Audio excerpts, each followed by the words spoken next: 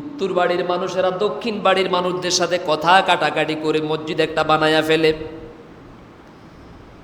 মসজিদ কমিটির দায়িত্ব নিয়ে, সদস্য পদ নিয়ে, সভাপতি, সেক্রেটারি, ক্যাশিয়ার অথবা মোতাওয়াল্লির পদ নিয়ে মারামারি করে তখন পূর্ব বাড়ির মানুষেরা পশ্চিম বাড়ির মানুষদের সাথে মারামারি করে আরেকটা মসজিদ বানায় ফেলে, আসে না? না, এই মসজিদগুলো আল্লাহর জন্য না, তাকওয়ার জন্য না। এই মসজিদগুলো হচ্ছে প্রতিযোগিতার মসজিদ, প্রতিশোধের মসজিদ, ঠেলাঠেলির মসজিদ। ঠিক কিনা বলেন? মসজিদ দুই প্রকার, একটা হচ্ছে আল্লাহর জন্য, আর আরেকটা হচ্ছে ঠেলাঠেলির মসজিদ। বাংলাদেশের অধিকাংশ মসজিদগুলো হলো ঠেলাঠেলির মসজিদ। ঠিক কিনা বলেন? কি মসজিদ বলেন? ঠেলাঠেলির মসজিদ। আমরাও কি না পারি দেখাইয়া তুমি, বেটা দেখ, 1 মাসের ভিতরে তোদের চাইতে বড় মসজিদ বানাবো আমরা।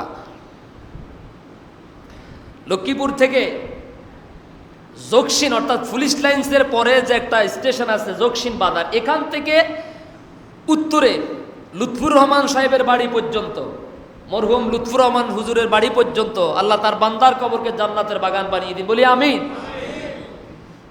এই 8-9 কিলোমিটার পথের মধ্যে যদি আপনারা যান অথবা যারা গিয়েছেন হয়তো খেয়াল করেছেন, রাস্তার এ পাশে মসজিদ, এ পাশে মসজিদ, দুইটাই জুমা মসজিদ। এখানে একামত দিলে এখানে শোনা যায়, এখানে একামত দিলে ওখানে শোনা যায়। আবার কিছু মসজিদ আছে এক বাড়ি পর পর, কোনো মসজিদে সমানভাবে মুসল্লি নাই। সব মুসল্লিগুলো একজনের সাথে আরেকজন দেখলে মুখটা বাঁকা করে থাকে, কারোর সাথে কারো সুসম্পর্ক নাই, ভালো সম্পর্ক নাই। আমি এই জন্য বলি, যেই এলাকায় যত বেশি মসজিদ থাকবে এর মানে উদ্দেশ্য এটা না যে এই এলাকার সব মানুষগুলো আল্লাহওয়ালা, সব মানুষগুলো নামাজি, সব মানুষগুলো দিনদার, এমনটা ভাবার কোনো বিষয় নাই, কোনো সুযোগ নাই। আমি মনে করি যেই এলাকায় যত বেশি মসজিদ, বাড়ি দরজায় দরজায় মসজিদ, এখানে একটা ওখানে একটা মসজিদ, বুঝতে হবে এই এলাকার মানুষগুলো তত বেশি হিংসুক, এই এলাকার মানুষগুলো তত বেশি পারস্পরিক বিদ্বেষপূর্ণ মনোভাব নিয়ে চলে। ঠিক কিনা বলে? জুমার মসজিদ হবে একটা, বিশাল একটা লোকালয়কে নিয়ে, বিশাল একটা জনগোষ্ঠী, বিশাল একটা জনপদকে নিয়ে একটা মাত্র জুমার মসজিদ হবে। কয়টা মসজিদ? এটা হচ্ছে ইসলাম। আপনি মন মতো মসজিদ খুলে বড় একজন মাওলানা সাহেবকে নিয়ে, বড় একজন পীর সাহেবকে নিয়ে উদ্বোধন করলে মসজিদ যে আল্লাহর জন্য হয়ে যাবে, বিষয়টা এমন না। আপনি সারা জীবন আকাম কুকাম করবেন, বেনামাজি থাকবেন, হারামের সাথে সম্পৃক্ত থাকবেন, ওই চরমনাই থেকে পীর সাহেব হুজুরকে এনে, শর্ষিনা থেকে পীর সাহেব হুজুরকে এনে, অথবা জামাত ইসলামীর আমির সাহেবকে এনে আপনি যদি সাথে সাথে একেবারে জানানা দিয়ে দেন, লোকটা জান্নাতি হয়ে যাবে? বলেন হবে? মসজিদ পাঞ্জেগানা মসজিদ হবে। কি মসজিদ হবে? পাঞ্জেগানা মসজিদ হবে। কিন্তু জুমার মসজিদ হবে বিশাল এলাকা নিয়ে, বিশাল এলাকা নিয়ে একটা মাত্র জুমার মসজিদ হবে। যেই জুমাকে কেন্দ্র করে, জুমা শব্দের অর্থ হচ্ছে সম্মেলন, জুমা শব্দের অর্থ হচ্ছে সমাবেশ।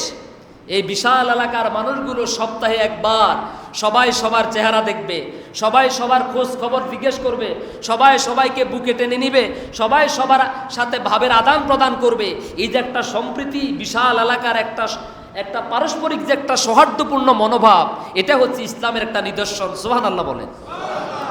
এখন রাস্তার এখানে জুমা মসজিদ, ওখানে জুমা মসজিদ। গত সপ্তাহে সোশ্যাল মিডিয়াতে দেখলাম, সম্ভবত ব্রাহ্মণবাড়িয়ার ওইদিকে একটা জায়গায় পাশাপাশি মসজিদ, অর্থাৎ মাঝখান দিয়ে ছোট্ট একটা মাঠ, মাঠের এই পাশে একটা মসজিদ, ও পাশে আরেকটা মসজিদ, দুইটাই জুমা মসজিদ। নাউজুবিল্লাহ বলেন, নাউজুবিল্লাহ। এগুলো আল্লাহর জন্য না। আপনারা জানেন রাসূল করিম সাল্লাল্লাহু আলাইহি সাল্লাম নিজ হাতে মসজিদ ভেঙে দিয়েছেন, যেটাকে ইসলামের ইতিহাসে বলা হয় মসজিদে জেরার।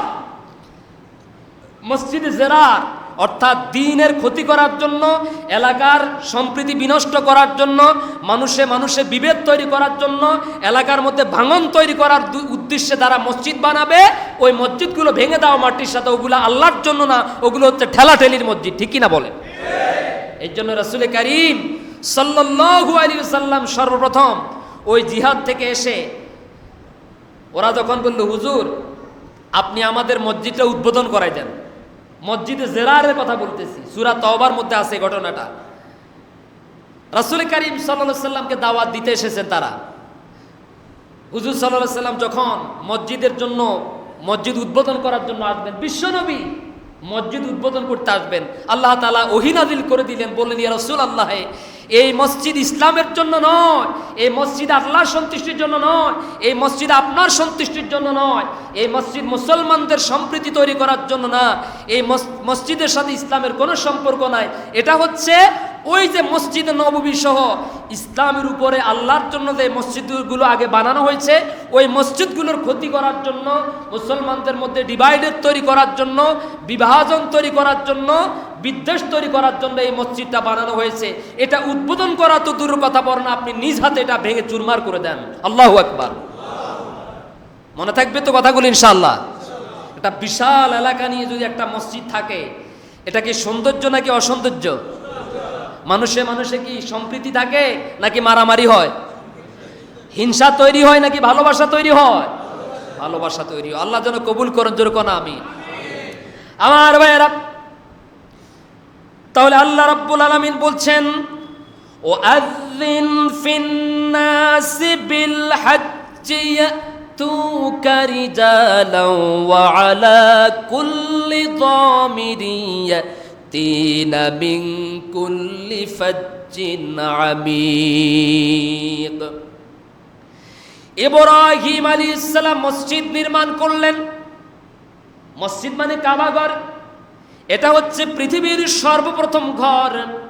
তাফসীরের ভিতরে এসেছে আল্লাহ রাব্বুল আলামিন মানুষকে সৃষ্টি করার 2000 বছর পূর্বে, 2000 বছর পূর্বে ফেরেশতাদের মাধ্যমে সর্বপ্রথম কাবাঘর নির্মাণ করেছে।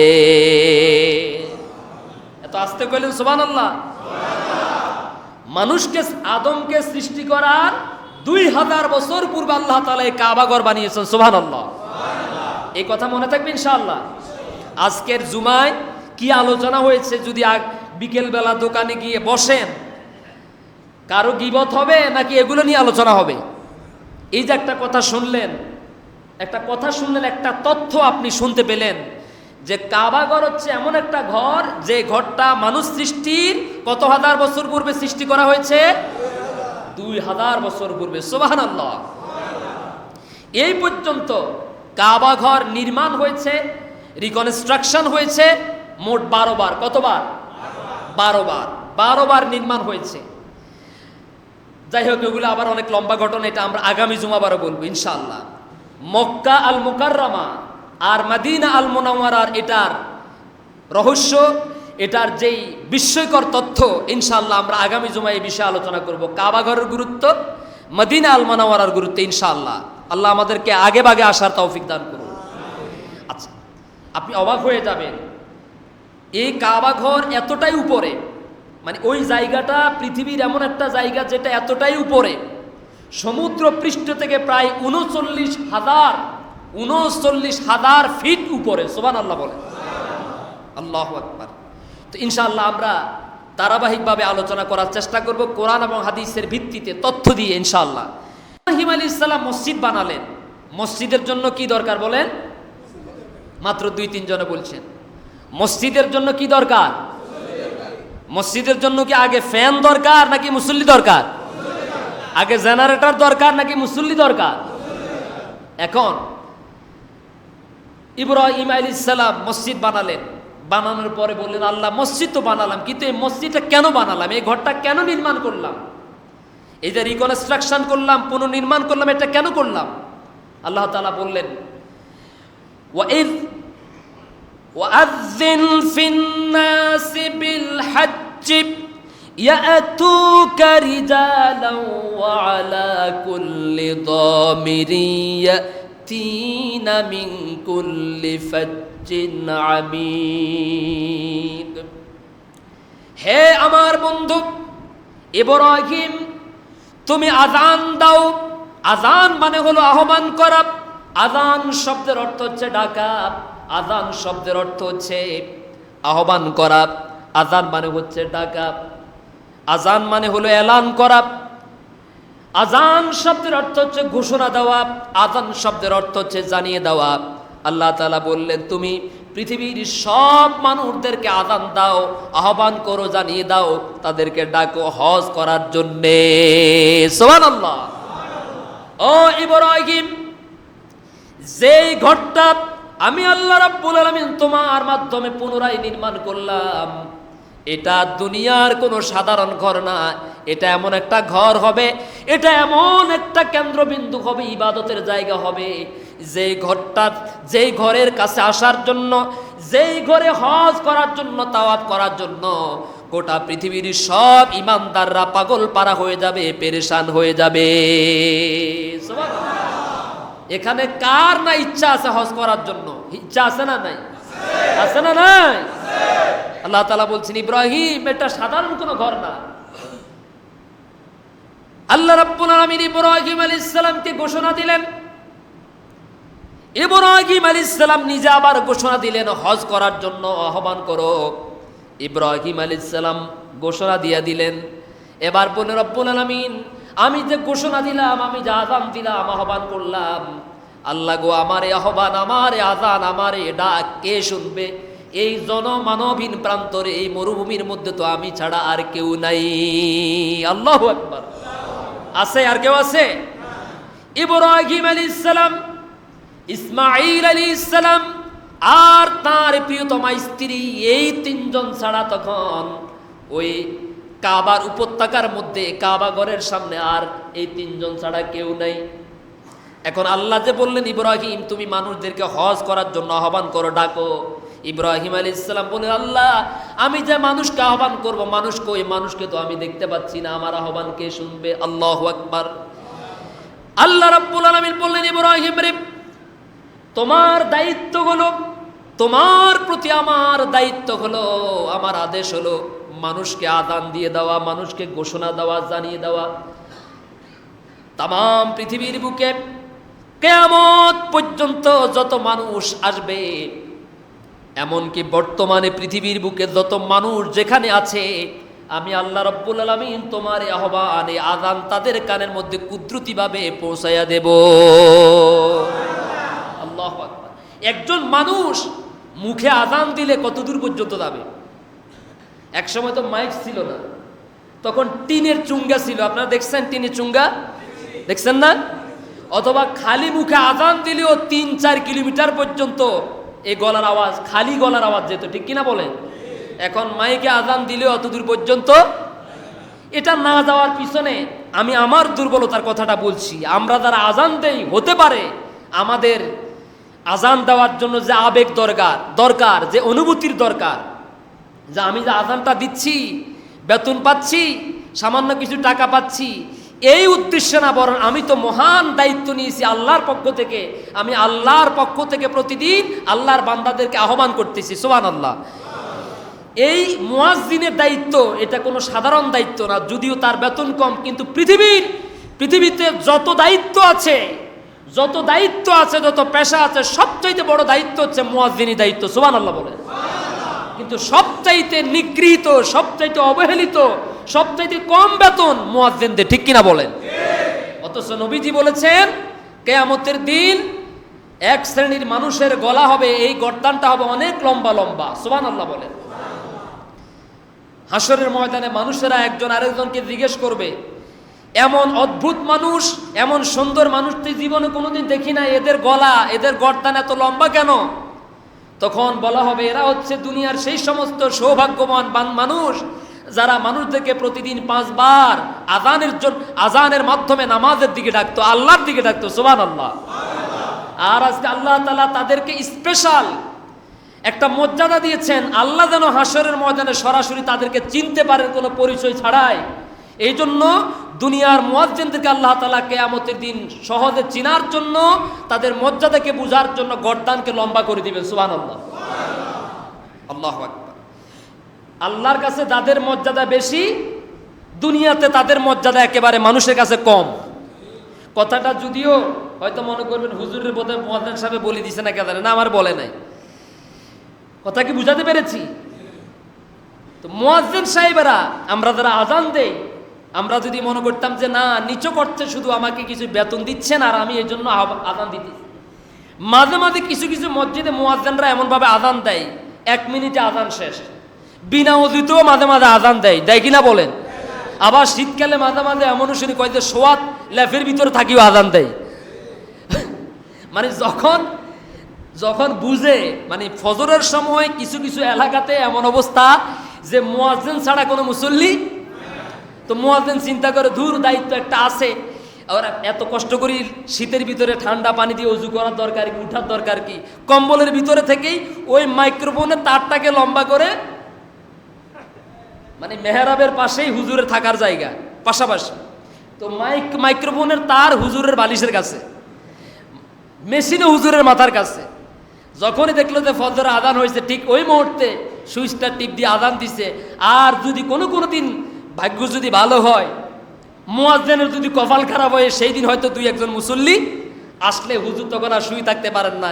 এইভাবে একদিন মুসল্লি মুয়াজ্জিন সাহেবকে পরীক্ষা করতেছেন, কিরে দরজাতে বন্ধ, হুজুর দিয়ে আজান দিল, এখনো তো কোনো খোঁজ খবর নাই। দেখলো যে পরের দিন ওই মুসল্লি হুজুরের ঠিক কামরার পাশে এসে দাঁড়িয়ে দেখলো যে না, হুজুর তো দরজা জানালা কিচ্ছু খুলে না। যখনই সময় হয় মুসল্লি আসে না, এই জন্য উনি ওই কম্বলের ভিতরে থেকেই আজান মেরে দিচ্ছে। বিনা ওযুতে আজান দেয় এরকম মুয়াজ্জিন আছে না নাই? আছে না নাই? সাবধান, ঘুম থেকে উঠে আজান দিয়া দেয়, ওযু ছাড়াই আজান দিয়া দেয়। তিনি যদি মনে করেন এটা আমার পিতা ওই ইব্রাহিম আলাইহিস সালাম ছিলেন যুগের শ্রেষ্ঠ মুয়াজ্জিন, আমি হচ্ছি আমার সেই পিতা ইব্রাহিম আলাইহিস সালামের সন্তান, ঠিক কিনা বলেন? এখন যেটা বলতে চেয়েছিলাম, আজানটা যখন মুয়াজ্জিন সাহেবের আমরা দেব, তখন যেন পূর্ণাঙ্গ অনুভূতি। আজান দেওয়ার সময় আমার মনের মধ্যে যদি এটা থাকে, আল্লাহ আমার এই আজানের মাধ্যমে অন্তত একজন বেনামাজিকে তুমি নামাজিওয়ালা বানায় যদি দিতে পারো, তাহলে মুয়াজ্জিন হিসাবে আমি সফল, ঠিক কিনা বলেন? কণ্ঠ সুন্দর হওয়ার জন্য এটা শর্ত না। বাংলাদেশে অনেক আলোচক আছে, বক্তা আছেন, যেমন ধরেন আমাদের নোয়াখালী সোনাইমুড়ি হামিদিয়া কামিল মাদ্রাসার প্রিন্সিপাল হুজুর মাওলানা আল্লামা সাইফুল্লাহ মনির হাফিজাহুল্লাহ, হুজুর কি সুর দিয়ে ওয়াজ করেন? মানে লেকচারের মতো কথা বলেন, বাঙ্গা কথা বলেন, কিন্তু এরপরে কি তার জনপ্রিয়তা কম? না। আমাদের মরহুম আল্লামা ডক্টর লুৎফুর রহমান হুজুর কি সুর দিয়ে ওয়াজ করতেন? সুর ছিল না, কিন্তু লক্ষ লক্ষ মানুষ তার আলোচনা শোনার জন্য পঙ্গপালের মতো দৌড়ায় চলে যেত, ঠিক কিনা বলেন? আমাদের ডাক্তার জাকির নায়েক সুর দিয়ে ওয়াজ করেন না, কিন্তু পৃথিবীর যত বড় বড় উচ্চ শিক্ষায় শিক্ষিত মানুষেরা আছে, সব মানুষগুলো, পৃথিবীর কোটি কোটি মানুষ তার লেকচার শোনার জন্য পঙ্গপালের মতো ছুটে যায় না? তার মানে বোঝা গেল কণ্ঠই মূল বিষয় না, বিষয়টা হচ্ছে এখানের এই বিষয়টা পরিষ্কার হতে হবে, আবেগ থাকতে হবে আপনার কণ্ঠের ভিতরে।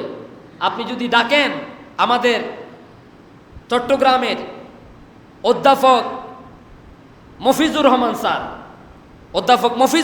স্যার, যিনি একজন ইংলিশ মিডিয়ামের একজন মানুষ, কিন্তু যখন কথা বলে, যখন খুতবা দেন মসজিদে, তার আলোচনা শোনার জন্য সকাল 10টার আগে গেলেও তার মসজিদে জায়গা পাওয়া যেত না, শুক্রবার দিন আমি নিজে গিয়েছি।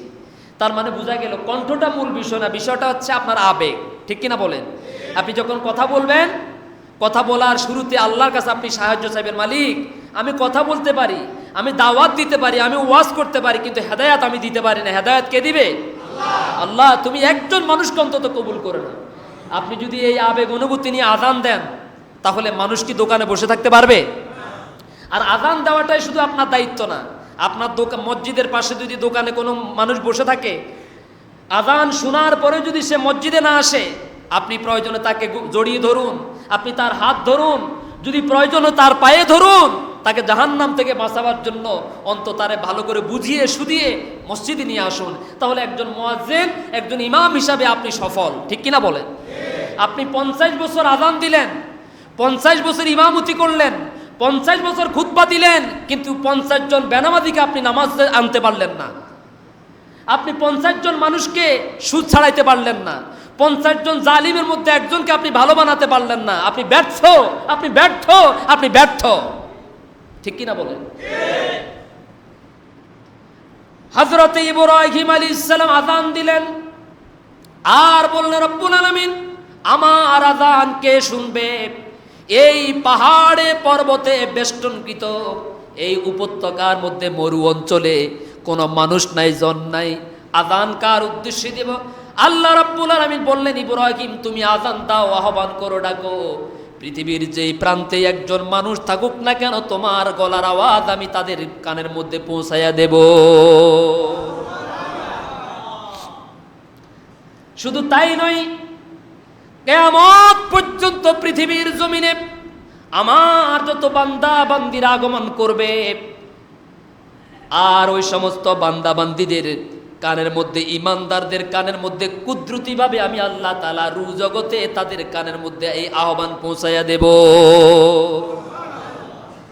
তোমার গলার আওয়াজ, তোমার আযান যেই বান্দা বান্দির কানের মধ্যে কুদরতিভাবে ঢুকে যাবে, পৌঁছে যাবে, মৃত্যুর আগে অন্তত একটা বার হলেও আমার সেই বান্দা বান্দি আমার ঘরে হজ অথবা উমরা করার জন্য আসবে। ওই যে মিয়া ঘুম যাইতেছে, আহার জাতি, কথা কি বুঝতেছেন? এটা আমার বদ অভ্যাস। আপনি এখানে আসলে বুঝে শুনে আসবেন যে এই হুজুরের সামনে ঘুমানো যায় না। এখানে আপনি আরাম করতে আসেন নাই, ঘুমানোর জন্য আসেন নাই। এরকম বহু মসজিদ দেখছি, হুজুর 1.5 ঘন্টা ওয়াজ করছেন, 15 ঘন্টা ওয়াজ করেন, শতকরা 85% মানুষ ঘুমের মধ্যে শেষ, 1 ঘন্টা ঘুম শেষ। তা আমার এখানে আলহামদুলিল্লাহ বালিশের কোনো সুবিধা নাই। যদি বালিশের সুবিধা থাকতো তাহলে বলতাম না আপনার ঘুম আপনি ঘুমান, আমার ওয়াজ আমি করি।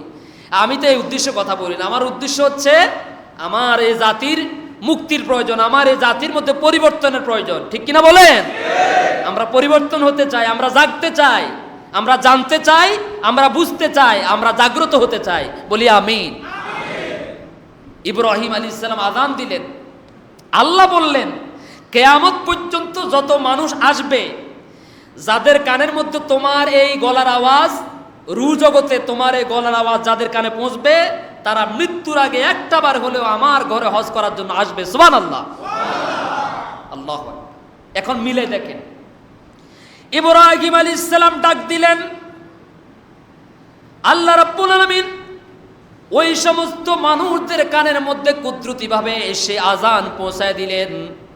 আল্লাহ তাআলা বললেন, ইয়াতুকা রিজালাও ওয়া আলা কুল্লি দামিরি ইয়াতিনা মিন কুল্লি ফাজ্জিন আমিক। ও ইব্রাহিম, তুমি আযান দিয়ে দাও, আর আমার বান্দারা কিয়ামতের আগ পর্যন্ত তারা, আমার বান্দারা দুর্বল উটের পিঠের উপরে চড়ে অথবা পায়ে হেঁটে আমার ঘরের কাছে এগিয়ে আসবে। সুবহানাল্লাহ। দুর্বল ক্ষীণকায় উটের পিঠে করে অথবা পায়ে হেঁটে তারা আমার ঘরে হজ করার জন্য আসবে। কে বলেছেন? আজ থেকে প্রায় 4500 বছর পূর্বে আল্লাহ তাআলা এই কথা বলেছেন। সেই কথা আবার আজ থেকে 1500 বছর পূর্বে মুহাম্মদ সাল্লাল্লাহু আলাইহি সাল্লামের উপর নাযিলকৃত কোরআনের মধ্যে আল্লাহ নোট করে দিয়েছেন। সুবহানাল্লাহ। কি বিষয়টা কি আশ্চর্যজনক না? 4500 বছর আগের কাহিনী 1500 বছর আগের কিতাব আল্লাহ নাযিল করে আমাদেরকে শুনাইয়া দিয়েছেন। আসলে ঘটনাটা কি ছিল এখন খেয়াল করেন। মানুষ যখন, আগে তো প্লেন ছিল না, হেলিকপ্টার ছিল না, কিভাবে আসতো বলেন? কেউ হেঁটে হেঁটে, কেউ উটের পিঠে, কেউ ঘোড়ার পিঠে। আশ্চর্যের বিষয় হলো সেই মক্কা থেকে মদিনা আল মুনাওয়ারা পর্যন্ত বিশাল একটা লম্বা পথ। এখন তো সৌদি গভর্নমেন্ট অনেক সোজা এবং প্রশস্ত রাস্তা করে দিয়েছেন, কিন্তু তখন কি এতটা প্রশস্ত রাস্তা ছিল? তার মানে বোঝা গেল ওই যুগের মানুষগুলো কষ্ট করেছেন, কিন্তু তাদের হজ, তাদের কষ্টটা যেমন কষ্টের পরিমাণ যেমন ছিল, তাদের কবুলিয়তের গুরুত্ব আল্লাহর কাছে ততটা মজবুত ছিল। সুবহানাল্লাহ। মানুষ যখন দূর থেকে যায় হাঁটতে হাঁটতে, উটের পিঠে ঘোড়ার পিঠে চড়তে চড়তে, উট ঘোড়া কি দুর্বল হয়ে যায় না? আল্লাহ বললেন, ইব্রাহিম আলাইহিস সালাম তুমি ঘোষণা দাও, আর দেখবে যে ইয়াতুকা রিজালাও ওয়া আলা কুল্লি দামির ইয়াতিনা মিন কুল্লি ফাজ্জিন আমিক।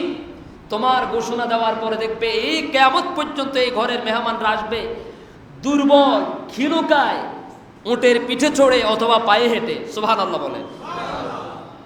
4500 বছর পূর্বে ইব্রাহিম আলাইহিস সালাম আযান দিয়েছেন, ডেকেছেন, আর এখন যাদের কাছে আল্লাহ তাআলা ওই আওয়াজটা পৌঁছায় দিয়েছেন, তারাই গরিব হোক আর বড় লোক হোক, যদি ইমানটা মজবুত থাকে, নিয়তটা যদি বিশুদ্ধ হয়, কষ্ট করেও টাকা জমা করেও হলেও তারা ওই ডাকে আহ্বানে সাড়া দেওয়ার জন্য মক্কা আল মুকাররমায় চলে যাবে। আল্লাহু আকবার।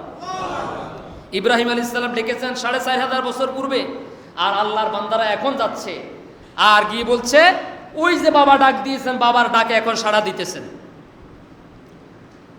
আমি যদি এখানে কাউকে ডাকি যে আব্দুল সালাম ভাই আপনি একটু দাঁড়ান, উনি যদি এখন না দাঁড়িয়ে 1 ঘন্টা পরে দাঁড়ান, কি কোনো লাভ হবে? কথা কন না কেন, লাভ হবে? ইব্রাহিম আলাইহিস সালাম ডাক দিয়েছেন 4500 বছর পূর্বে, আর তার সন্তানেরা এটা জবাব দিতেছেন 4500 বছর। কিভাবে ডাক দিতেছে? লাব্বাইক আল্লাহুম্মা লাব্বাইক ইন্নাল হামদা ওয়ান নি'মাতা লাকা ওয়াল মুলক লা শারীকা লাক। আল্লাহু আকবার বলেন, বলেন আমার সাথে, লাব্বাইক আল্লাহুম্মা লাব্বাইক লাব্বাইক লা শারীকা লাকা লাব্বাইক ইন্নাল হামদা ওয়ান নি'মাতা লাকা ওয়াল মুলক লা শারীকা লাক। আল্লাহু আকবার। ইব্রাহিম আলাইহিস সালাম আপনাকে ডেকেছেন আল্লাহর ঘরে যাওয়ার জন্য, আল্লাহর ঘর মসজিদকে আবাদ করার জন্য, হাজিরা দেওয়ার জন্য 4500 বছর পূর্বে ডেকেছেন। আর ওই আহ্বান, ওই ডাক যাদের কানের মধ্যে আল্লাহ তাআলা কুদরতিভাবে 4500 বছর পূর্বে পৌঁছায় দিয়েছেন, তারাই 4500 বছর পরে এখন ওখানে গিয়ে হাজিরা দেয়। হাজিরাটা কি? লাব্বাইক আল্লাহুম্মা লাব্বাইক। এর মানে কি? লাব্বাইক মানে হে আল্লাহ, লাব্বাইক আল্লাহুম্মা লাব্বাইক, এর অর্থ হচ্ছে হে আল্লাহ আমি হাজির, হে প্রভু আমি হাজির। আল্লাহু আকবার। ডাক দিয়েছে কত বছর আগে? আরো জোরে বলেন। আর বান্দা সাড়া দিতেছে কত বছর পরে? বিষয়টাকে আশ্চর্যজনক না? তার মানে কি, ওই যে আল্লাহ বলেছেন ইব্রাহিম তোমার দায়িত্ব হচ্ছে আযান দেওয়া, আর তোমার গলার আওয়াজ আমার বান্দাদের কানে কানে পৌঁছায়া দেওয়ার কুদরত আমার দায়িত্ব বহন করবে। সুবহানাল্লাহ। ইন্নাল হামদা ওয়ান নি'মাতা লাকা ওয়াল মুলক, বললেন ইন্নাল হামদা, নিশ্চয়ই সমস্ত প্রশংসা গুণগান কার জন্য? ওয়ান নি'মাতা, পৃথিবীর সমস্ত নিয়ামত কার জন্য? লাকা ওয়াল মুলক, সমস্ত রাজত্বের মালিকানা, একচ্ছত্র অধিপতি, একচ্ছত্র ক্ষমতাকার। আরে মুসলমান, সেখানে গিয়ে এগুলা বলি আসে, লা শারীকা লাক, আল্লাহ তোমার সাথে আমি কাউকে অংশীদার বানাই না। তোমার জমিনে ক্ষমতা চলবে, আইন চলবে, হুকুম চলবে, বিধান চলবে তোমার। তোমার জমিনে তুমি ছাড়া আর কারো আইন আমিও মানবো না, কাউকে মানতেও। সেখানে গিয়ে কি ওয়াদা করে আসে, আর এখানে এসে কি কামডানা করে? কথা কর না কেন? সেখানে গিয়ে ওয়াদা করে কি? ইন্নাল হামদা ওয়ান নি'মাতা লাকা ওয়াল, সবাই বলে লাকা ওয়াল। তার মানে কি, সমস্ত মালিক, সমস্ত রাজত্বের, সকল জমিনের, সমস্ত সবকিছুর অধিপতি একমাত্র, শুধুমাত্র, কেবলমাত্র মালিক কে? আল্লাহ। এটা মাত্র কয়েকজনে বিশ্বাস করেন? গোটা আসমান জমিনের মালিকানা কার? আল্লাহ। হাদি সাহেব, আপনি সেখানে গিয়ে মুখের ফেনা বেরিয়ে ফেললেন, এহরামের কাপড় পরার পর থেকে এহরাম তাওয়াফ শেষ হওয়া পর্যন্ত, যাবতীয় কাজ শেষ হওয়া পর্যন্ত পুরো আরাফার ময়দান মুখরিত, মিনা মুজদালিফা মুখরিত, কাবার চত্বর মুখরিত। আপনি বলছেন, স্বীকৃতি দিচ্ছেন আল্লাহ ইন্নাল হামদা, কোনো বেনামাজির প্রশংসা হবে না, কোনো ফাসিকের প্রশংসা হবে না, কোনো মুনাফিকের প্রশংসা হবে না, কোনো চোর ডাকাতের প্রশংসা হবে না, কোনো জালিমের প্রশংসা হবে না। ইন্নাল হামদা, শুধুমাত্র কেবলমাত্র প্রশংসা হবে কার? আল্লাহ। কিন্তু সে কি তার ওয়াদার মধ্যে ঠিক থাকে? জোরে বলেন, থাকে? থাকে না। সকাল থেকে সন্ধ্যা পর্যন্ত আমার ভাই, তোমার ভাই, উল্লুক ভাই, ভাল্লুক ভাই, ভাল্লুক ভাইয়ের চরিত্র, নামাজ পড়ে না 1 ওয়াক্ত, মদ খায়, গাঁজা খায় 10 ওয়াক্ত, আছে না নাই? ওখানে বলি আসলো কি, আর এখানে এসে করেটা কি? কি ওয়াদার সাথে মিল আছে? এই জন্যই আল্লাহ তাআলা আগে বলেছেন, ওয়ালিল্লাহি আলান নাসি হিজ্জুল বাইতি মান ইসতাতা ইলাইহি সাবিলা। হজটা যদি আল্লাহর জন্য হয়, তাহলে হজ করার, হাজি সাহেব হজ করার আগে তার যে অভ্যাস, যে চরিত্র ছিল, হজ করার পরে তার ওই চরিত্র অভ্যাস থাকতে পারে না। একজন হাজি সাহেব যখন রাস্তা দিয়ে হাঁটবে, মনে হচ্ছে যেন একজন জীবন্ত ফেরেশতা হেঁটে যাচ্ছে, ঠিক কিনা বলেন? হাজি সাহেবের চরিত্র দেখে বাকি এলাকার মানুষগুলো হজ করার জন্য পাগল হয়ে যাবে, ঠিক কিনা বলেন? হজ করলে বুঝি মানুষের চরিত্র এতটা বদলাই যায়, ঠিক কিনা বলেন? ওমা এখন মারামারি লাগে, মারামারি লাগলে কি কয় জানেননি? কয় রে হজ করি আইছি, হজ করি আইছি, নইলে কিন্তু রে তোরে রাস্তা বাজারে ভালা করি বান্দি দুনাইতাম, ঠিক কিনা বলেন? এরপরে বোর্ড গালিগালাজ মনের মতো করার পরে কয় যে হজ করছি, নইলে কিন্তু মানে এখনো কিছু করে নাই, কিছু বলে নাই, আছে না নাই? যত জাল দলিল, নকল দলিল, বুয়া দলিল, 2 নাম্বারগিরি, জুলুমি সব আছে না নাই? এই জন্য মানুষে আবার তোলা নাও দেয়, খোঁটাও দেয়, কয় যে হেতে বলে হাদি হয়েছে, বলে না? বলে কিনা বলেন? কয় হেতে বলে হাদি হয়েছে, বলে কিনা বলেন? তার মানে বোঝা গেল আপনার স্বভাবের কারণে, আপনার অভ্যাসের কারণে, আপনার চরিত্রের কারণে ইসলামের এত বড় একটা সুমহান ইবাদত কটাক্ষ হয়ে গেল, ঠিক কিনা বলেন? আগে নিয়ত করেন। হজ শব্দের অর্থ এটা নয় যে journey by plane. Journey by plane, আপনি প্লেনে করে ভ্রমণ করে আসলেন, টাকা কয়টা হয়েছে মক্কা মদিনা একটু দেখিয়ে আসি, শুনছি হুজুররা বলছে এটা এত সুন্দর, এত সুন্দর, এত লক্ষ লক্ষ মানুষ, একটু দেখিয়ে আসি, এটার নাম কি হজ? হজে যাওয়ার আগেই নিয়ত করেন যেটার সাথে এখন আপনি আছেন এগুলা ছেড়ে দেন। আজকে শুনলাম ওইদিকে উপজেলার কাছে এক ব্যক্তি সুদের উপরে টাকা লাগাইছে 50,000, কয় হাজার? 50,000। 50,000 টাকা সুদের উপরে লাগানোর পরে টাকার জায়গায় আছে 70,000 টাকা লাভ নিছে। কত টাকা? 70,000 টাকা। ওই টাকা কিন্তু এখনো জমা আছে। 70,000 টাকা লাভ নিছে। নেওয়ার পরে এখন ওই লোকটা একেবারে অসুস্থ, দুর্বল, কর্মক্ষম হয়ে গেছে। এই লোক এখন আর টাকা দিতে পারে না। শেষ পর্যন্ত কিছু মাস না টাকা দিতে না পারার কারণে 10 লক্ষ টাকার মামলা দিছে তার নামে। কত লক্ষ টাকা? 10 লক্ষ টাকার মামলা দিছে। জোরকর নাউজুবিল্লাহ। আমি যখন এই কথাটা শুনেছি আমি বলেছি ওই এলাকার হুজুর যারা মিম্বারে যারা কথা বলে এগুলারে মান্দার গাছের সাথে বেঁধে ভালো করে এগুলারে পিটানো উচিত। কারণ এই খতিব নামের এই জালিমগুলো মিম্বার থেকে হক কথা বলে না, সমাজকে কলঙ্ক মুক্ত করার জন্য, সুদ মুক্ত করার জন্য, জুলুম মুক্ত করার জন্য এরা হক কথা বলে না। এরা চাকরি টিকানোর জন্য মসজিদ সভাপতি, সেক্রেটারি, ক্যাশিয়ার, মোতাওয়াল্লি, সদস্য, এলাকার মেম্বার, চেয়ারম্যান, অন্যান্য মাতাব্বরদের মুখের দিকে তাকিয়ে এরা অন্যায়ের বিরুদ্ধে কথা বলার সেই সাহস পায় না, ঠিক কিনা বলেন?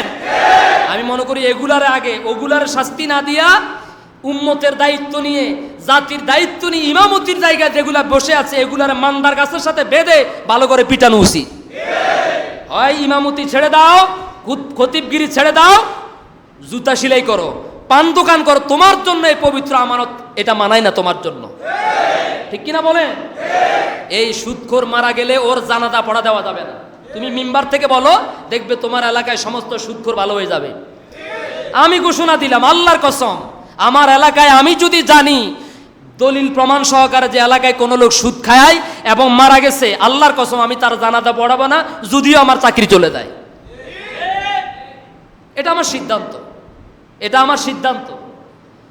এখন একটা মানুষ 10 লক্ষ টাকার মিথ্যা চেকের মামলা দিয়ে তারে দোড়ানির মধ্যে রাখলো। ঘটনা হয়েছে কি জানেন? ওই লোকটা সহ্য করতে না পেরে 1 বালতি পায়খানা আনছে কই থেকে, 1 বালতি পায়খানা আর কিছু মরিচের গুঁড়া দিয়া এগুলার লাড়াইছে। লাড়াই দেখলে যে ওই সুদখোর লোকটা দোকানে এক জায়গায় বসে আছে। আর যে লোকটা ভুক্তভোগী এতদিন তো পলানির মধ্যে ছিল, এখন পাগল হয়ে গেছে সে। ওই বালতির পায়খানা আর মরিচের গুঁড়াগুলা সবার সামনে নিয়ে তার মাথার মধ্যে ডালি দিছে। তার মাথার মধ্যে ডালি দিয়ে বলতেছে, কয় যে তোরে পায়খানাও দিলাম, তোর টাকাও দিয়ে দিলাম, যা। কথা কি বুঝাতে পেরেছি? একজন জালিমের জন্য, একজন সুদখোরের জন্য এর থেকে বড় লাঞ্ছনা অপমান আর কিছু হতে পারে না। কোটি কোটি টাকার। আর যেগুলা সুদ খায় এগুলা মানুষ না, এগুলো অমানুষ হয়ে যায়। এগুলার এটা পৌঁছে যায়, দুর্গন্ধ হয়ে যায়, এরা তখন মানুষ থাকে না, অমানুষ হয়ে যায়, ঠিক কিনা বলেন? আওয়াজ কমে গেছে, ঠিক ঠিক কিনা?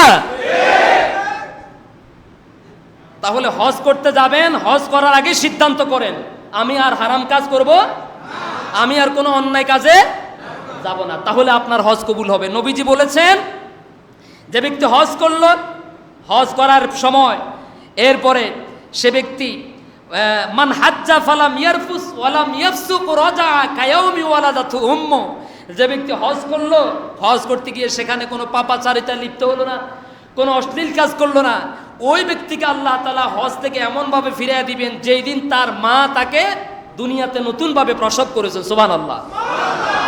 যে আমাদের জীবনের প্রতিটি কাজ, আমাদের জীবনের প্রতিটি আমল, আমাদের প্রতিটি জীবনের সবটুকু উদ্দেশ্য হবে, লক্ষ্যবস্তু হবে আল্লাহর সন্তুষ্টি। কার সন্তুষ্টি? আল্লাহর সন্তুষ্টি ছাড়া যত কাজ করবেন সেটা যদি একেবারে পাহাড় পরিমাণ হয়, সেটা যদি আসমান সম পরিমাণ হয়, তাহলে আল্লাহর দরবারে সেটা কানাকড়িও কাজে আসবে। আর আমলটা যদি সামান্য পরিমাণ হয়, জাররা পরিমাণ হয়, একেবারে তুচ্ছ থেকে তুচ্ছ হয়, একেবারে নগণ্য হয়, ক্ষুদ্র হয়, সেটা যদি আল্লাহর সন্তুষ্টির জন্য হয়ে থাকে, তাহলে আল্লাহ সুবহানাহু ওয়া তাআলার কাছে আপনার জন্য নাজাতের উসিলা হিসাবে এটাই যথেষ্ট হতে পারে। বলি আমিন। তাহলে আমি বলেছিলাম, তারই ধারাবাহিকতায় বলেছিলাম, আমাদের দান সদকা এগুলো কার জন্য করি? আল্লাহর জন্য। মানুষকে সহযোগিতার হাত বাড়ায় কার জন্য? আল্লাহর জন্য। নামাজ আদায় করি কার জন্য? রোজা রাখি কার জন্য? আল্লাহর জন্য। হজটা করি কার জন্য? আল্লাহর জন্য। আল্লাহ তাআলা বলছেন, ওয়ালিল্লাহি আলান নাসি হিজ্জুল বাইতি মান ইসতাতা ইলাইহি সাবিলা ওয়া মান কাফারা ফাইন্নাল্লাহা গনিয়্যুন আনিল আলামিন। আল্লাহু আকবার। আল্লাহ রাব্বুল আলামিন বলছেন, আল্লাহর উদ্দেশ্যে কাবা ঘরে হজ করা ওই সকল মানুষদের উপরে ফরজ করা হয়েছে যাদের যাতায়াতের সক্ষমতা আছে, যাদের আর্থিক সক্ষমতা আছে, শারীরিক সক্ষমতা আছে, মানসিক সক্ষমতা আছে, ঈমানী সক্ষমতা আছে। আল্লাহ তাআলা বলেন তারা কেবলমাত্র শুধুমাত্র আল্লাহর সন্তুষ্টির উদ্দেশ্যে হজ পালন করবে। হজটা কার জন্য করবে? সবাই কি শুনতে পাচ্ছেন? জীবনের সব ভালো আমলগুলো, সকল কাজগুলো কার খুশির জন্য? আল্লাহর খুশির জন্য নাকি মানুষের খুশির জন্য? এখানে আল্লাহ পরিষ্কার করে দিয়েছেন। আল্লাহ তার নিজের আয়াত দিয়ে, নিজের কথা দিয়েই আল্লাহ পরিষ্কার করে দিয়েছেন, হজটা কারো খুশির জন্য নয়, হজটা কারো সন্তুষ্টির জন্য নয়, হজটা শুধুমাত্র কেবলমাত্র কার জন্য? কারণ টাকা পয়সা থাকলেই হজ করতে পারে না। পারে? বলেন পারে? হজ কবুল হওয়া না হওয়া এটা টাকার উপর নির্ভর করে না, এটা নির্ভর করে ব্যক্তির ঈমানের মানসিকতার উপরে। ঠিক কিনা বলেন?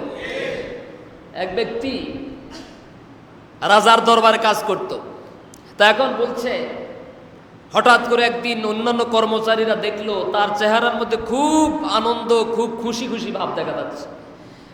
অন্যান্যরা জিজ্ঞেস করলো, কিরে তোর মুখের মধ্যে আজকে এত খুশি কেন, এত আনন্দ দেখা যাচ্ছে কেন? কয় যে আমি রাজার মেয়েকে বিয়ে করব। কার মেয়েকে বিয়ে করব? একজন ক্ষুদ্র নগণ্য কর্মচারী, রাজ দরবারের দাস গোলাম যদি বলে আমি রাজার কন্যাকে বিয়ে করব, এটা কি হাস্যকর কথা না? অবশ্য হাস্যকর কথা। তখন অন্যান্যরা জিজ্ঞেস করলো, তোমার কি মাথা খারাপ হয়েছে নাকি ঠিক আছে? এই যে অবশ্যই মাথা ঠিক আছে। তো তুমি যে বললে রাজার মেয়েকে বিয়ে করবে, এটা তো অসম্ভব। কই যে সম্ভব হওয়ার জন্য দুইটা জিনিস শর্ত। এক নম্বরে হচ্ছে আমি নিয়ত করেছি রাজার মেয়েকে বিয়ে করব, তার মানে আমি অর্ধেক পথ আগাই গেছি। কতটুকু আগাইছি? অর্ধেক আগাইছি। এখন শুধু রাজা যদি বলেন যে আমিও রাজি আছি, তাহলে বাকি অর্ধেক কি বলেন? কথা কি বুঝতে পেরেছেন? আপনি কোনো কাজ করবেন, নিয়ত করবেন, নিয়তটা যদি বিশুদ্ধ হয়, খালেস নিয়ত হয়, তাহলে এটার মধ্যে বরকত দিবেন কে? আমি নিয়ত করেছি রাজার মেয়েকে বিয়ে করব, অর্থাৎ আমি রাজি আছি। এখন শুধু রাজা যদি বলে ঠিক আছে আমিও রাজি, তাহলে তো কাজ হয়ে গেছে নাকি? আপনি আমরা এখানে যারা আছি, হয়তো অনেকের অত বেশি টাকা পয়সা নাই, কিন্তু নিয়ত করতে কি সমস্যা আছে? আপনি হজ করবেন, ওমরা করবেন, এই নিয়ত করতে কি অসুবিধা আছে? আমার ভাইয়েরা, আল্লাহ রাব্বুল আলামিন আমাদের এমন একজন মালিক, এমন একজন স্রষ্টা, এমন একজন রব, এমন একজন মহান মনিব। বান্দা যদি কোনো একটা নেক কাজের নিয়ত করে, ভালো কাজের জন্য ইচ্ছা পোষণ করে, কাজটা কমপ্লিট করতে পারে নাই, ওই কাজটা কমপ্লিট করার আগে বান্দা দুনিয়া থেকে চলে গেলেন, বান্দি দুনিয়া থেকে চলে গেলেন। শুধু ভালো কাজের নিয়ত করার কারণে, কল্যাণমূলক কাজের নিয়ত করার কারণে, ইচ্ছা পোষণ করার কারণে আল্লাহ তাআলা বান্দার আমলনামার মধ্যে সঙ্গে সঙ্গে একটা নেকি লিখে দেয়। আরো জোরে কন্যা সুবহানাল্লাহ। শুধু কি করেছেন? সবাই বলেন, শুধু নিয়ত করেছেন।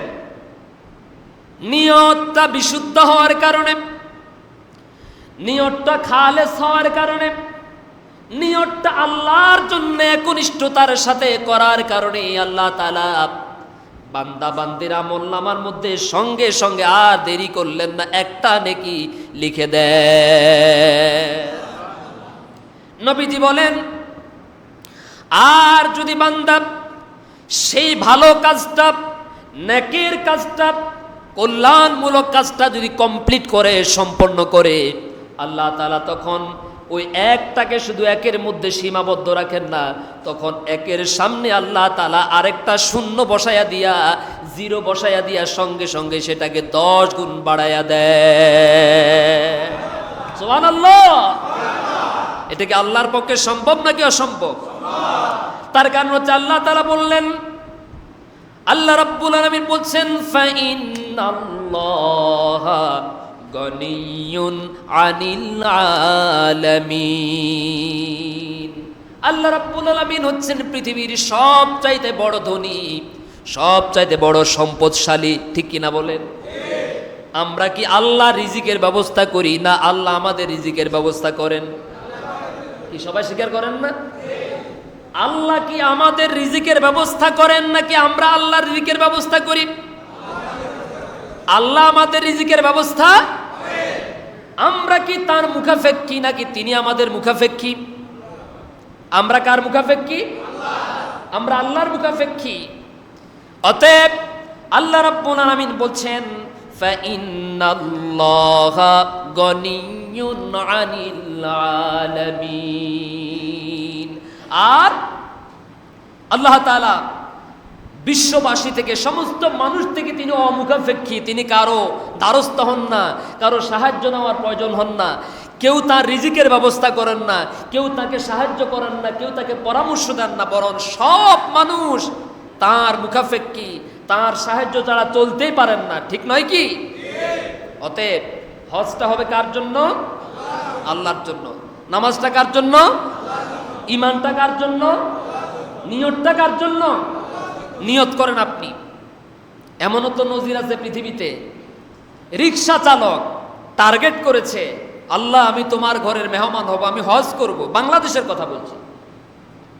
রিক্সা চালক একজন দিন মজুর নিয়ত করেছে যৌবনকালে, যুবক বয়সে ইচ্ছা পোষণ করেছে, আল্লাহ আমি রিক্সা চালাই, গরিব মানুষ, দিন এনে দিন খাই, সামান্য উপার্জন আয় হয় আমার, কিন্তু আমি তো অসহায় মানুষ, গরিব মানুষ, কেমন করে আমি তোমার ঘরে যাব? আমার তো অত লক্ষ লক্ষ টাকা নাই।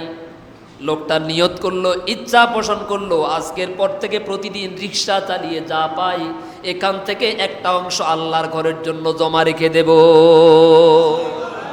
প্রতিদিন নিয়ত যেহেতু করেছে, নিয়তটা বিশুদ্ধ হওয়ার কারণে এই রিক্সাওয়ালা, একজন রিক্সা শ্রমিক, আগে যা ইনকাম করত আল্লাহর ঘরে হজ করতে যাবে নিয়ত করেছে, যার কারণে আল্লাহ রাব্বুল আলামিন তার শ্রমের মধ্যে, অর্থের মধ্যে বরকত দান করেছেন। আগে প্রতিদিন রিক্সা চালিয়ে যদি 300 টাকা পেত, আল্লাহ রাব্বুল আলামিন তার জন্য আগের চাইতে অন্তত আরো 1 গুণ বাড়াইয়া দিয়েছেন, যার কারণে প্রতিদিন ওখান থেকে 100 টাকা জমা রাখতে রাখতে মাসে হয় কত টাকা? 3000 টাকার মতো জমা হয়। ঠিক না? এক মাসে যদি 3000 টাকা জমা হয়, এক বছরে কত হাজার টাকা হয়? হ্যাঁ, 36,000। কত হাজার? 36,000। এই প্রত্যেক বছরে আল্লাহর বান্দা যখন জমা করেছে হজের জন্য, নিজের ঘরের মধ্যে একটা ব্যাংক খুলেছে, একটা আমানতের একটা ব্যাংক খুলেছে, হজ ব্যাংক। এখানে জমা রাখতে রাখতে যখন 15 বছর 20 বছর হয়ে গেল, আল্লাহর বান্দা ওই ব্যাংকটা খুলে দেখলো হজ যাওয়ার জন্য যত টাকা দরকার সব আল্লাহ তাআলা তার জন্য প্রস্তুত করে দিয়েছে। আবার আমার দেশে কোটি কোটি টাকার মালিক, বাড়ির মালিক, গাড়ির মালিক, অনেক বড় অফিসার, অনেক বড় শিল্পপতি, ব্যবসায়ী, ধনাঢ্য ব্যক্তি, কোটি টাকা থাকার পরেও হজ তো দূরের কথা, উমরা করার মতো সেই সুযোগ তার, সেই তৌফিক তার হয় নাই। ঠিক না? আছে না? এরকম মানুষ আছে কিনা বলেন? আমার দেশের একজন রিকশাওয়ালা নিয়ত বিশুদ্ধ হওয়ার কারণে আল্লাহ তাআলা তাকে সাহায্য করেছেন, আল্লাহর ঘরে মেহমান হওয়ার মতো তৌফিক আল্লাহ তারে দিয়েছেন। আবার এই দেশের কোটি কোটি টাকার মালিক হয়েও আল্লাহর ঘরে যাওয়ার মতো সেই তৌফিক হয় নাই। তার মানে বোঝা গেল টাকা থাকলে হজ কবুল হয় না, সম্পদ থাকলে ওখানে যাওয়ার মতো তৌফিক হয় না। হজ কবুল হওয়ার জন্য, আল্লাহর ঘরে মেহমান হওয়ার জন্য 1 নাম্বার শর্ত হলো বিশুদ্ধ নিয়ত থাকা লাগবে। কি থাকা লাগবে? আপনারা কি নিয়ত করতে পারেন? বলেন, হে আল্লাহ, আমি নিয়ত করিলাম তোমার ঘরের মেহমান হব, তোমার নবীজির রওজায় গিয়ে সালাম দেব। বলি আমিন। আরো জোরে বলি আমিন। আবার বলছি আমিন। আল্লাহ তুমি কবুল করে নিও। আপনি নিয়ত করেছেন, আজকে মনের মধ্যে একটা নিয়ত আছে না নাই? এই যে দোয়াটা করেছেন, হয়তোবা অন্তত জীবনে একটা বার হলেও আল্লাহ তাআলা আপনাকে হয় বড় হজ অথবা উমরা, দুইটার একটা আল্লাহ আপনাকে কবুল করতে পারেন। ঠিক কিনা বলেন? যদি আপনার নিয়তটা এখন বিশুদ্ধ থাকে, আপনি নিয়ত করেন আপনি আল্লাহকে কতটুকুন ভালোবাসেন, রাসূলকে কতটুকুন ভালোবাসেন, আজকে এখন থেকে, এই মুহূর্ত থেকে প্রমাণ হবে। আপনি নিয়ত করেন, আমার প্রত্যেক মাসের উপার্জিত টাকা থেকে, আমার প্রতিদিনের উপার্জিত খরচ থেকে, আমার প্রত্যেক বছরের উপার্জিত খরচ থেকে আমি প্রতিদিন আমার ঘরের মধ্যে একটা ব্যাংক রাখবো। একটা ব্যাংক, আমরা ছোটবেলায় ছোট ছোট মাটির ব্যাংক খুলতাম, দেখছেন না অনেকেই? মাটির ব্যাংক। আপনি একটা ব্যাংক খোলেন, প্রত্যেক দিন দোকানে যা বেচা কিনা হবে সেখান থেকে 200 টাকা এখানে বিসমিল্লাহ, যতবার এই টাকাটা ভিতর রাখবেন ততবার আপনার মনের খবর কে জানেন? আরো জোরে বলেন, মালিক হতে পারে এই উসিলায় আপনাকে অনেক বড় ব্যবসার মধ্যে অনেক তারাক্কি, অনেক সফলতা দান করতে পারেন। পারেন কিনা বলেন? আপনি বিসমিল্লাহি, আল্লাহর নামে, হজের উদ্দেশ্যে, হজের নিয়তে এই টাকাটা প্রতিদিন, যেটা দোকানদারি করবেন, ব্যবসা বাণিজ্য করবেন, চাকরি করবেন, বেতন পাবেন, যা করবেন, একটা অংশ এখানে রেখে দেন। এই ব্যাংকের নাম হচ্ছে হজ ব্যাংক। এই ব্যাংকের নাম কি? এটা আপনার ঘরের মধ্যে থাকবে। বরকত কে দিবেন? বিশ্বাস কি হয়? আল্লাহ আপনাকে দিবেন ইনশাআল্লাহ। আমি দেখেছি উমরাতে গিয়েছে, উমরায় গিয়েছে, ঘড়ি টাওয়ারের পিছনে তার বাসা। আপনি অবাক হয়ে যাবেন, সুবর্ণচরের মানুষের কথাই বলছি। এমন এক ব্যক্তি, ঘড়ি টাওয়ারের সাথে তার কবুতর মাঠের পাশে তার জায়গা, বাসা। রমজান মাস উমরা করতে গিয়েছে, তাওয়াফ করতে পারে নাই। বলেন নাউজুবিল্লাহ। কি করতে পারে নাই?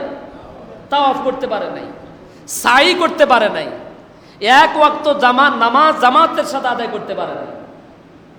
তো যখন জিজ্ঞাসা করা হলো, আপনি যে এত কষ্ট করে আসলেন উমরা করার জন্য, আপনি তাওয়াফও করলেন না, একটা দিন রোজাও রাখলেন না, জোর জবরদস্তি করে ভোরবেলা ভাত খাওয়াইলে উনি সকালবেলা উঠে আবার খেয়ে ফেলে, কেন আসলেন আপনি? কয় যে আমি তো আসতে চাই না, আমার ছেলেরা আমার জোর করে পাঠাইছে।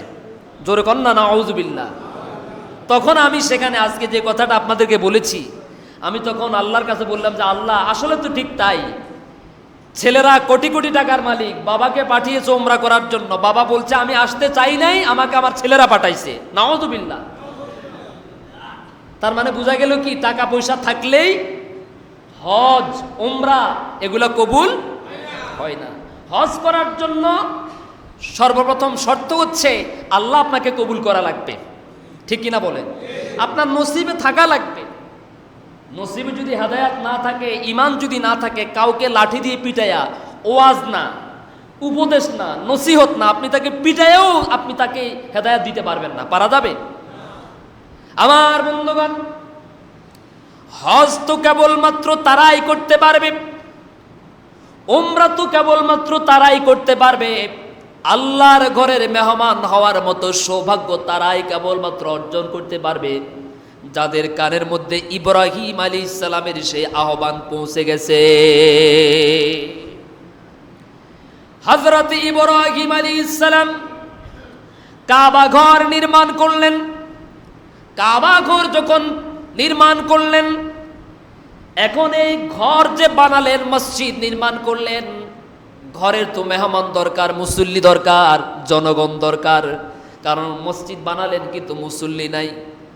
আজ বাংলাদেশ সহ পৃথিবীর বিভিন্ন দেশে মসজিদ সুন্দর করার প্রতিযোগিতা হয়,